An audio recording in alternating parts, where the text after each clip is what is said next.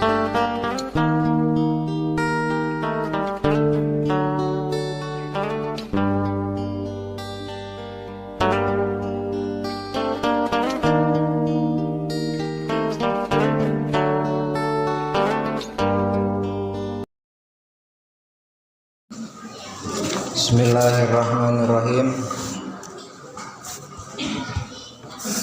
Alhamdulillahirabbil alamin wassalatu wassalamu ala asyrafil anbiya'i wal mursalin wa ala alihi wa sahbihi wasallim. Asyhadu an la ilaha illallah wahdahu la syarikalah wa asyhadu anna Muhammadan abduhu wa rasuluhu alladzi la nabiyya ba'dah. Allahumma salli ala sayyidina Muhammad wa ala ali sayyidina Muhammad. Wallahu ta'ala fil Qur'anil Karim. A'udzu billahi samii'il 'aliim minasy syaithanir rajim. Ya ayyuhalladzina amanu kulu mimma fil ardi halalan thayyiban wa la tattabi'u khutuwatis syaitan innahu lakum aduwwum mubin. Wa qala aidan fi ayatin ukhra ya ayyuhalladzina amanu taqullaha haqqa tuqatih wa la tamutunna illa wa antum muslimun. Shadaqallahul azim. Hadirin kaum muslimin sidang Jum'ah rahimakumullah. Semoga hadirnya kita di tempat yang mulia ini kita mendapatkan rahmat yang terutama dari Allah Subhanahu wa taala. Hadirnya kita di sini menandakan kita cinta kepada perintah Allah, menandakan kita cinta melaksanakan apa perkara yang diperintahkan oleh Rasulnya. Sering dan menjadikan rukun khutbah, setiap khatib harus memberikan wasiat terutama untuk dirinya dan umat sekalian jamaah Jumat untuk selalu menjaga ketakwaannya. Fa inna khairaz zadi taqwa. Karena sesungguhnya bekal yang utama di sisi Allah adalah mereka yang kembali kepada Allah membawa derajat takwa, kembali ke Allah disertai martabat takwa, imtisalu awamirillah wajtinabu nawahihi. Rukun takwa disepakati oleh jumhur ulama. Yang namanya takwa adalah mereka yang pandai melaksanakan perintah Allah dengan cara yang tepat, waktu yang tepat, dan tempat yang tepat. Dan mereka yang disebut bertakwa rukun keduanya mereka yang pandai menjauhi larangan Allah Subhanahu wa taala. Tidaklah sempurna takwa seseorang kalau dia pandai beribadah dan dia pandai bermaksiat, dan tidak juga disebut takwa jika seseorang menjauhi larangan Allah tapi dia juga menjauhi perintah Allah. Yang namanya takwa bagi seorang seperti kita umat Nabi Muhammad adalah mereka yang pandai menjalankan perintah Allah dan pandai juga menjauhi apa yang dilarang Allah. Salah satu rukun takwanya adalah kita pandai menjauhi larangan Allah. Pada kesempatan yang berbahagia ini, insya Allah atas izinnya Allah Subhanahu wa taala, kita akan kaji sesuatu yang merupakan vitalitas dalam kehidupan kita. Seperti apa yang dikatakan Rasulullah, ya ayyuhalladzina amanu, wahai orang-orang yang mengaku beriman atau beriman kepada Allah, kulu mimma fil ardi, Allah sediakan bumi, maka makanlah dari bumi yang aku sediakan. Halalan yang pertama Allah syaratkan kepada kita adalah makanan yang tumbuh dari bumi atau yang ada di bumi mesti halal. Dan halal itu bukan setempel dari manusia. Halal itu dikeluarkan dengan firman-Nya Allah. Makanan atau minuman halal itu jauh lebih banyak ketimbang makanan yang Allah larang untuk kita. Baru setelah kita mencari yang halal, thayyiban, ikuti yang halal dengan yang baik. Baik makanan itu sudah halal lagi bergizi, sudah halal lagi mengenyangkan, tidak membuat mudarat buat kita. Wala tattabi'u khutuwatis syaitan.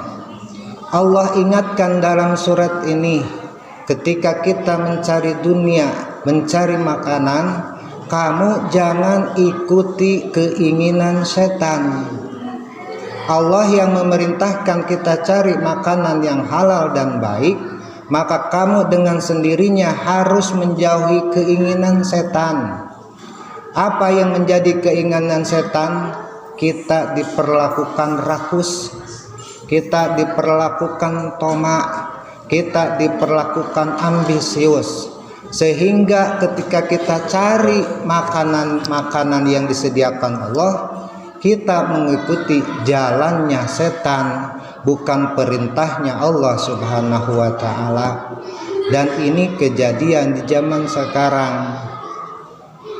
Innahu, ingatlah wahai hamba-hambaku, innahu lakum, sesungguhnya setan bagimu, aduun, itu musuh, mubinun, yang nyata, bakal menjauhkan dirimu dari ridhonya Allah Subhanahu wa ta'ala. Inilah pesan dalam firman Allah, bahwa kita harus benar-benar menjaga makanan. Makanan haram itu dikategorikan menjadi dua. Ada makanan yang secara zatnya memang Allah larang, makanan yang Allah dan Rasulnya larang. Setidaknya dalam hukum Islam ada 11 jenis makanan yang Allah larang. Pertama, bangkai, darah, daging babi, binatang yang buas, binatang yang berkuku tajam, binatang yang halal disembelih tidak dengan nama Allah, dan sebagainya. Ini jelas halal haram dan kita harus jauhi. Tapi inilah yang selalu menipu kita. Yang kedua adalah halal tapi caranya tidak halal. Makanan halal atau minuman halal, kalau caranya tidak baik di sisi Allah, maka posisi makanan halal dalam fikih berubah menjadi makanan haram. Pedagang menipu penjual, pegawai kantoran tidak melaksanakan tugas dengan aturan yang terada, petani mengambil tanah bagian orang lain, para pengusaha berlomba-lomba menguntungkan diri dengan menghindarkan aturan Allah.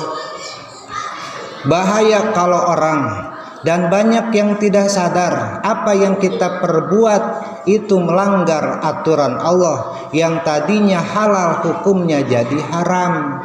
Dan luar biasa, posisi makanan itu berefek luar biasa dalam ibadah kita. Kalau makanan halal, ibadah kita bakal enak. Tapi kalau makanannya haram, maka ibadah kita bakal jauh dari Allah, dan kita tak bisa beribadah kepada Allah. Apa saja yang menjadikan efek dari makanan haram? Kalau efek makanan haram, berarti sebaliknya dari ucapan yang nanti khotib ucapan adalah manfaat kita mengkonsumsi makanan halal. Pertama, orang yang memberikan makanan haram untuk dirinya, untuk istrinya, untuk keluarganya, maka seakan-akan dia telah hidup dengan energi yang timbul dari sesuatu yang haram, akan melahirkan energi berbuat maksiat. Tidak akan mungkin terjadi makanan haram mendorong kita menjadi ibadah, bertingkah ibadah. Kata Imam Ghazali, seseorang yang mengkonsumsi makanan haram dengan sengaja, maka tidak bisa tidak dia harus berbuat maksiat, karena makanan haram kontradiktif dengan ibadah yang baik. Ini penting. Maka kalau seandainya putra-putri kita sulit untuk ibadah, atau bahkan kita ibadahnya sulit, malas dan sebagainya, periksalah. Mungkin kalau makanan haram kita sudah jauhi. Tapi nih, cara mencari yang halal dengan melibatkan yang haram inilah yang sering kita lakukan. Bisa saja dari gaji atau upah yang kita terima di situ ada penipuan, ada hak orang lain, dibawa ke rumah, diberikan beras dimakan oleh anaknya, maka tertanamlah hal yang haram pada darah dan dagingnya. Maka jangan diharap anak kita soleh sempurna. Kedua, efek dari makanan haram adalah orang sulit menerima ilmu. Ilmu tidak akan bersahabat dengan makanan yang haram. Maka jika para pelajar sulit belajar memahami, para santri sulit memahami kitab, maka periksalah wahai orang tua. Kalau kalian sayang pada anakmu, berikanlah mereka makanan yang halal yang diperintahkan oleh Allah. Bahkan lebih baik kau menahan perutmu daripada kau harus makan makanan yang haram. Di sini dimaknai juga sulit menerima ilmu itu menerima kebaikan. Diajak ibadah sulit, diajak berjamaah enggan, diajak bersodakoh berpura-pura tak punya uang, diajak berbuat baik apapun sifatnya sosial maupun religius, dia sulit untuk berbuat itu. Yang keempat, bahayanya dari binatang haram, dari makanan haram adalah kelak dia akan Allah siksa, atau siksaan bagi mereka yang mengkonsumsi makanan haram itu sangat luar biasa. Kullu lahmin wadamin nabata minas suhti, kata Nabi, setiap darah, setiap daging, wadamin dan darah, nabata yang jadi dari daging dan darah itu, minasuhti dari makanan yang haram, fanaru aula biha, maka sesungguhnya neraka itu harus pertama mencicipi daging itu ketimbang surga. Masya Allah, sangat luar biasa. Dan yang keempat, bahayanya makanan haram adalah terhalangnya doa kita, karena ada hijab antara lisan kita, lisan doa, dengan ijabah Allah atau makbul Allah, dan penghalang itu adalah makanan haram. Innal abda la yukazziful luqmah, sesungguhnya ketika seorang hamba manusia melemparkan makanannya ilal jaub, kepada tenggorokannya, makanan yang haram dilemparkan atau dimakan sampai ke perutnya, mayutaqabbalu minhu amala, maka dia tidak akan diterima amalannya arba'ina yauman, 40 hari.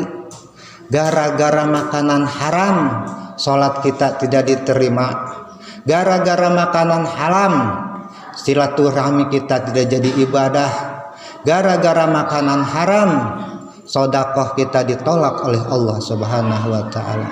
Hadirin kaum muslimin rahimakumullah, mari kita bersama-sama mencari makanan yang halal dengan cara-cara yang dihalalkan oleh Allah Subhanahu wa taala. Mudah-mudahan bermanfaat. Barakallahu li